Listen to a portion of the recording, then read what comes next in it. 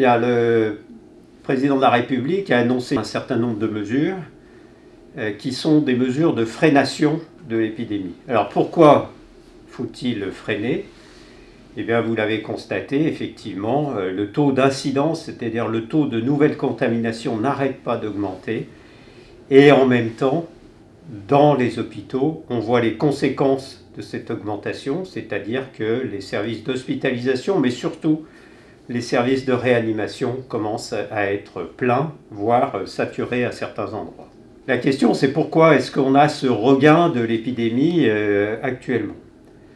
On le sait, c'est parce qu'il y a un variant anglais notamment, qui est prédominant, qui est devenu prédominant, et qui, lui, est très contagieux.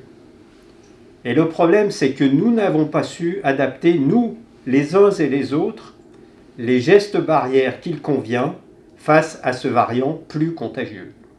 Et donc, face à cette augmentation des contagions qu'on peut éviter, que nous devons éviter les uns les autres, l'État n'a pas eu d'autre solution que de prendre des mesures de limitation des déplacements et de fermeture des écoles pour essayer de calmer le nombre de nouvelles contaminations et diminuer les entrées en réanimation.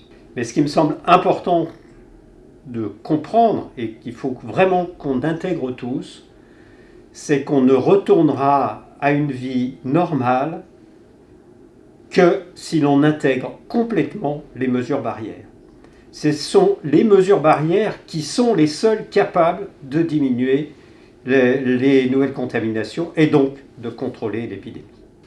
On va savoir très rapidement, d'ici 3 semaines, si les mesures marchent ou non, mais les mesures ne marchent pas toutes seules. Elles marchent parce que nous les appliquons. Et donc, à nous d'appliquer les mesures.